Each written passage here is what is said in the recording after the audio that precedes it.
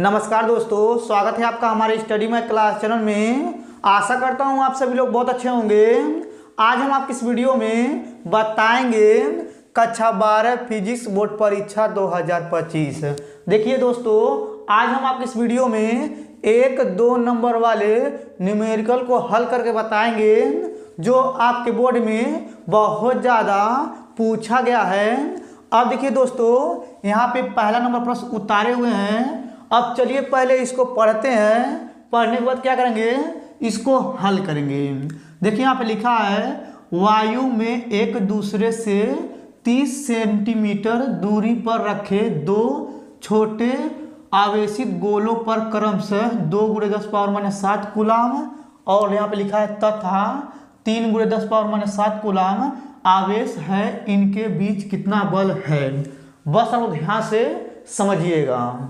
अब देखिए यहाँ पे लिखा हुआ है 2 छोटे आवेशित गोलों पर क्रमशः।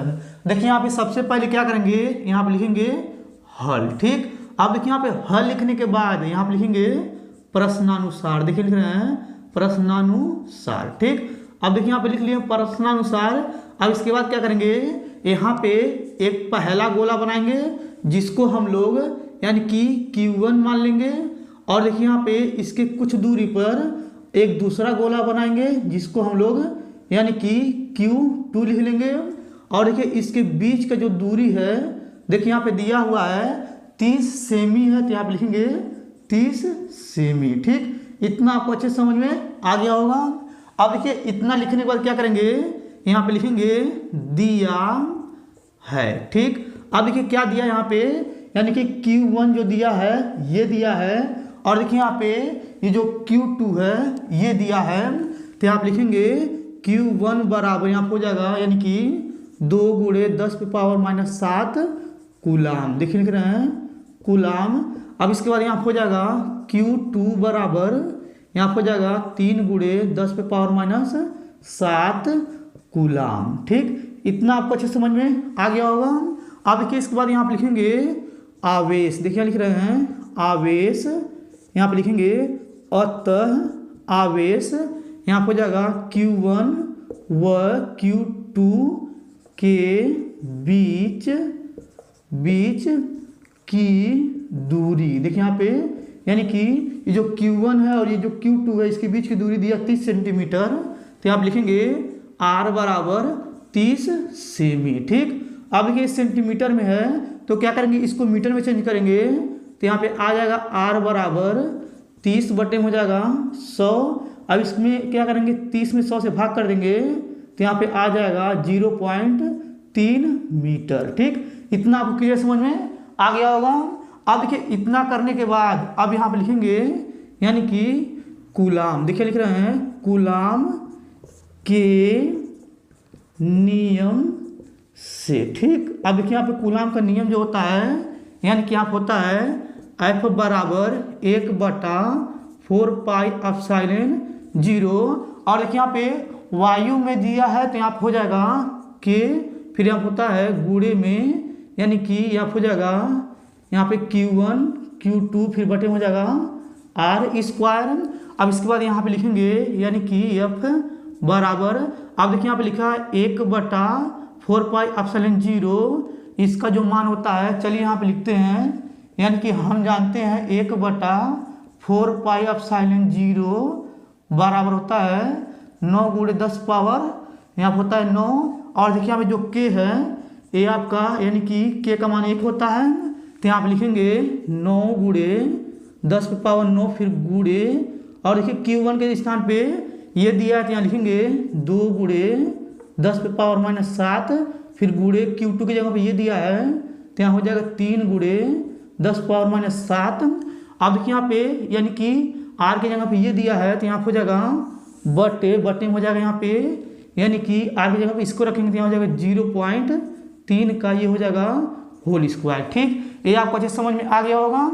अब देखिए यहाँ पे लिखेंगे F बराबर, अब इसके बाद क्या करेंगे, यहाँ पे देखिए यानी कि 9 से गुणा करेंगे, 2 में 9 दूनी 18 और 18 यहाँ होता है 54, तो यहाँ लिखेंगे 54 गुणे, अब देखिए यहाँ पे 10 पावर 9 10 पावर -7 10 पावर -7।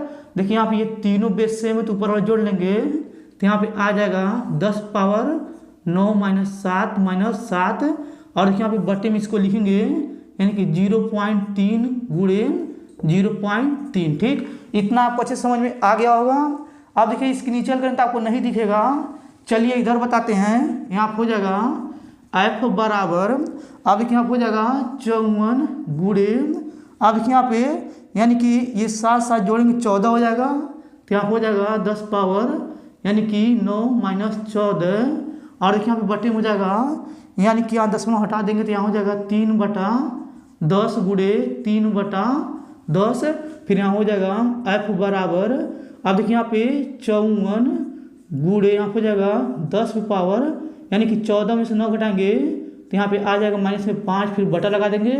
और देखिए यहाँ हो जाएगा ऊपर का ऊपर गुणा 3 3 का 9 तो यहाँ लिखेंगे 9 बटा नीचे नीचे गुणा यहाँ हो जाएगा 100। ठीक, अब इसके बाद यहाँ लिखेंगे F बराबर, देखिए इस 100 को क्या करेंगे यानी कि 100 से ऊपर वाले में गुणा कर देंगे तो यहाँ हो जाएगा 54 गुणे 10 पावर -5, फिर गुणे हो जाएगा 100, फिर देखिए यहाँ पे बटे में हो जाएगा 9, फिर यहाँ लिखेंगे F बराबर, देखिए यहाँ पे 9 से क्या करेंगे 54 काट देंगे तो 9 6 हो जाएगा 54, तो यहाँ लिखेंगे 6 तो यहाँ हो जाएगा 6 गुणे और यहाँ 10 पावर हो जाएगा -5, फिर गुणे इसको लिख सकते हैं 10 पावर 2। अब यहाँ पे आ जाएगा F बराबर 6 गुणे यानी कि बेस से में तो ऊपर जोड़ लेंगे तो यहाँ हो जाएगा 10 पावर -5 + 2 हो जाएगा। फिर यहाँ पे आ जाएगा F बराबर 6 गुणे 10 पावर -3। अब ये जो आया है यानी कि ये बल है तो बल न्यूटन में लिखा था तो यहाँ हो जाएगा न्यूटन। ठीक है, यानी देखिए यहाँ पे F का ये मान निकल गया है, ये आपको अच्छे समझ में आ गया होगा। यही आपका आंसर है। ये वाला प्रश्न आपके बोर्ड में 2 नंबर के 100% पूछे जाएंगे। अब चलिए इसको मिटा करके यहाँ पे दूसरा नंबर प्रश्न 1 नंबर का लिख करके उसको हम बताते हैं। चलिए सबसे पहले इसको मिटा देते हैं। अब देखिए दोस्तों यहाँ पे दूसरा नंबर प्रश्न उतारे हुए हैं। अब चलिए पहले इसको पढ़ते हैं, पढ़ने के बाद क्या करेंगे इसको हल करेंगे। देखिए यहाँ पे लिखा हुआ है एक अनंत लंबाई के एक समान आवेशित सीधे तार का रैखिक आवेश घनत्व 10.0 × 10 पावर -8 कूलाम प्रति मीटर है। तार से 2 सेंटीमीटर दूरी उत्पन्न वैद्युत क्षेत्र की तीव्रता ज्ञात कीजिए। बस आप ध्यान से समझिएगा। अब देखिए सबसे पहले क्या करेंगे यहाँ पे लिखेंगे हल। ठीक, अब देखिए यहाँ पे हल लिखने के बाद यहाँ पे लिखेंगे दिया है। ठीक, अब देखिए यहाँ पे क्या दिया हुआ है, यहाँ पे लिखा है तार से 2 सेंटीमीटर दूरी, यानी कि यहाँ पे दिया हुआ है R बराबर 2 सेमी। ठीक है, देखिए यहाँ लिख रहे हैं 2 सेमी। अब ये सेमी में तो क्या करेंगे इसको मीटर में बदलेंगे तो यहाँ हो जाएगा R बराबर 2/100। देखिए यहाँ पे सेंटीमीटर, इसको मीटर में बदलने के लिए 100 से भाग करते हैं तो यहाँ पे आ जाएगा यानी कि 2 × 10 पे पावर माइनस यानी कि 2 मीटर हो जाएगा। ये आपको अच्छे समझ में आ गया होगा। अब देखिए यहाँ पे जो 100 है इसको ऊपर ले गए हैं तो ये जो पावर -2 आ जाएगा, ये आपको पता होगा। अब देखिए इसके बाद यहाँ पे लिखा हुआ है, देखिए यहाँ पे लिखा है रैखिक आवेश घनत्व। देखिए आप लिखेंगे रैखिक, देखिए यहाँ लिख रहे हैं रैखिक आवेश घनत्व। देखिए लिख रहे हैं घनत्व जो दिया हुआ है लेम्डा बराबर यहाँ पे दिया है यानी कि 10.0 × 10 पे पावर -8 यहाँ हो जाएगा कूलाम प्रति मीटर। ठीक, ये भी आपको अच्छे समझ में आ गया होगा। अब देखिए दोस्तों हमें क्या करना है, यहाँ पे लिखा है यानी कि वैद्युत क्षेत्र की तीव्रता ज्ञात करना है तो यहाँ पे लिखेंगे वैद्युत। देखिए लिख रहे हैं वैद्युत क्षेत्र की तीव्रता। देखिए यहाँ हो जाएगा तीव्रता। ठीक है, यानी कि यहाँ होता है यहाँ हो जाएगा E बराबर यहाँ हो जाएगा यानी कि 1/4 पाई एप्सिलॉन 0 गुणे यहाँ हो जाएगा 2 यानी कि लेम्डा फिर बटे हो जाएगा यहाँ पे R। ठीक, यानी कि वैद्युत क्षेत्र की तीव्रता का जो सूत्र होता है यही होता है। ये आपको अच्छे समझ में आ गया होगा।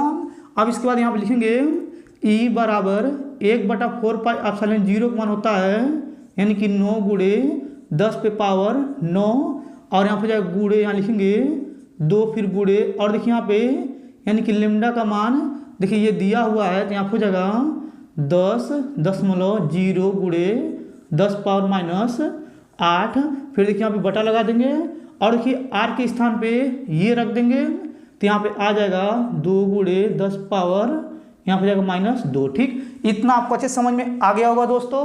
अब देखिए इतना करने के बाद यहाँ पे लिखेंगे E बराबर, अब इसके बाद देखिए यहाँ पे यानी कि ये 1 10 है और देखिए यहाँ पे यानी कि ये 10 पावर 9 है, ये 10 एक बार है और ये 10 पावर -8 है और देखिए यहाँ पे क्या करेंगे इस 2 से गुणा कर देंगे यानी कि इसमें 9 में तो यहाँ हो जाएगा 9 दूनी 18 फिर गुणे यहाँ हो जाएगा यानी कि 10 और देखिए यहाँ पे ये जो 10 पावर 9 है 10 पावर यहाँ पे 1 छिपा है और 10 पावर -8 है, नीचे का बेस से ऊपर जोड़ लेंगे तो यहाँ पे आ जाएगा 9 + 1 -8 और देखिए यहाँ पे बटा लगा देंगे और नीचे हो जाएगा यानी कि 2 गुणे 10 पावर यानी कि -2 हो जाएगा। अब इसके बाद यहाँ आप लिखेंगे E बराबर 18 गुणे देखिए यहाँ पे 9 में 1 जोड़ेंगे 10 हो जाएगा और देखिए 10 में से 8 घटाएंगे तो यहाँ पे आ जाएगा 10 पे पावर 2 फिर यहाँ पे बटा लगा देंगे और यहाँ पे हो जाएगा 2 गुणे 10 पावर -2 हो जाएगा। अब इसके बाद देखिए यहाँ पे इसके नीचे करेंगे तो शायद आपको नहीं दिखेगा, इधर बता देते हैं। अब देखिए यहाँ पे हो जाएगा E बराबर, अब इसको देखिए ऊपर ले जाएंगे और 2 से 18 काट देंगे तो यहाँ हो जाएगा 2 1 कम 2 2 9 18 हो जाएगा। तो यहाँ पे आ जाएगा यहाँ पे 9 गुणे यहाँ पे जाएगा 10 पावर 2। अब इसको ऊपर ले जाएंगे तो ये माइनस से प्लस में आ जाएगा तो यहाँ हो जाएगा 10 पावर 2 और यहाँ लिखेंगे E बराबर 9 गुणे 10 पावर यहाँ हो जाएगा यानी कि 4। अब देखिए दोस्तों ये जो आया है यहाँ पे 9 गुणे 10 पावर 4 ये आपका हो जाएगा कूलाम प्रति मीटर। ठीक है, देखिए यहाँ लिख रहे हैं कूलाम प्रति मीटर। ठीक, अब देखिए दोस्तों यही आपका आंसर हो गया। हमें क्या करना था, वैद्युत क्षेत्र की तीव्रता ज्ञात करना था। तो देखिए यहाँ पे ये जो E बराबर आया है ये वाला, यही इसका फाइनल आंसर है। अब चलिए दोस्तों इसको मिटा करके यहाँ पे तीसरा नंबर जो प्रश्न उतार करके हम आपको बताते हैं। ये जो तीसरा नंबर प्रश्न बताएंगे वो भी आपके बोर्ड में बहुत ज़्यादा 2 नंबर के पूछे गए हैं। अब चलिए सबसे पहले इसको मिटा देते हैं। अब देखिए दोस्तों यहाँ पे तीसरा नंबर प्रश्न उतारे हुए हैं। अब चलिए सबसे पहले क्या करते हैं, इसको पढ़ते हैं, पढ़ने के बाद क्या करेंगे, इसको हल करेंगे। देखिए यहाँ पे लिखा हुआ है एक 10 माइक्रोफैराड के संधारित्र का विभवांतर 100 वोल्ट से 200 वोल्ट कर देने पर इसकी ऊर्जा में परिवर्तन ज्ञात कीजिए। बस अब ध्यान से समझिएगा। अब देखिए सबसे पहले क्या करेंगे, यहाँ पे लिखेंगे हल। ठीक, अब देखिए यहाँ पे हल लिखने के बाद यहाँ पे लिखेंगे दिया है। ठीक है, अब देखिए जो जो दिया है यहाँ पे पढ़ करके लिखेंगे। देखिए यहाँ पे लिखा हुआ है एक 10 माइक्रोफैराड के संधारित्र, तो यहाँ हो जाएगा यानी कि धारिता। देखिए लिखेंगे धारिता यानी कि C बराबर यहाँ पे दिया हुआ है 10 माइक्रोफैराड, यहाँ हो जाएगा माइक्रो और यहाँ हो जाएगा फैराड। और देखिए यहाँ पे यानी कि यहाँ पे जो माइक्रो है देखिए यहाँ लिख रहे हैं 1 माइक्रो बराबर होता है 10 पावर -6 होता है। यहाँ पे रखेंगे तो यहाँ हो जाएगा C बराबर 10 गुणे यहाँ हो जाएगा 10 पावर -6 यानी कि ये फैराड। अब इसके बाद यहाँ लिखेंगे यानी कि C बराबर, देखिए इसके पावर में 1 घात है तो नीचे का बेस सेम होता है, ऊपर वाला जोड़ लेते हैं तो यहाँ पे आ जाएगा 10 पावर -5, ये हो जाएगा फैराड। ठीक, इतना आपको अच्छे समझ में आ गया होगा। अब इसके बाद यहाँ पे लिखा है विभवांतर, यहाँ लिखा हुआ है 100 वोल्ट, तो यहाँ पे लिखेंगे विभवांतर। देखिए लिख रहे हैं विभवांतर, यहाँ हो जाएगा V1 बराबर यहाँ हो जाएगा 100 वोल्ट और देखिए यहाँ पे V2 बराबर हो जाएगा यहाँ पे 200 वोल्ट। ठीक है, इतना आपको क्लियर समझ में आ गया होगा। अब इसके बाद देखिए यहाँ पे लिखा हुआ है यानी कि कर देने पर इसकी ऊर्जा में परिवर्तन ज्ञात कीजिए। तो हम लिखेंगे हम जानते हैं स्थितिज, देखिए लिख रहे हैं स्थितिज ऊर्जा में परिवर्तन। ठीक है, देखिए लिख रहे हैं परिवर्तन यहाँ हो जाएगा यानी कि बराबर, यानी कि लिखेंगे यहाँ पे स्थितिज ऊर्जा में परिवर्तन यहाँ हो जाएगा डेल्टा U बराबर यहाँ हो जाएगा 1/2 और यहाँ हो जाएगा यानी कि C यहाँ लिखेंगे V2 और इसका स्क्वायर फिर -1/2 और यहाँ हो जाएगा यानी कि C और यहाँ लिखेंगे V1 का स्क्वायर। ठीक है, यानी कि स्थितिज ऊर्जा में परिवर्तन का जो सूत्र होता है यहाँ होता है डेल्टा U बराबर 1/2 C V2 का स्क्वायर फिर -1/2 C V1 का स्क्वायर। ठीक, अब इसका यहाँ लिखेंगे डेल्टा U बराबर, अब यहाँ पे 1/2 और C कॉमन ले लेंगे तो यहाँ पे बड़ा कोष्ठक लगाएंगे, यहाँ पे आ जाएगा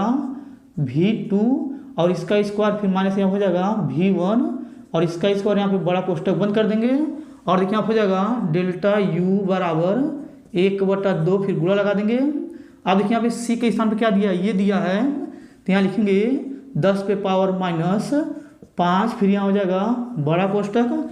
अब देखिए V2 की जगह क्या दिया है, ये दिया है तो यहाँ लिखेंगे 200 और इसका हो जाएगा स्क्वायर फिर माइनस V1 के स्थान पे ये दिया है तो यहाँ हो जाएगा यानी कि 100 का स्क्वायर फिर हो जाएगा यानी कि बड़ा कोष्ठक।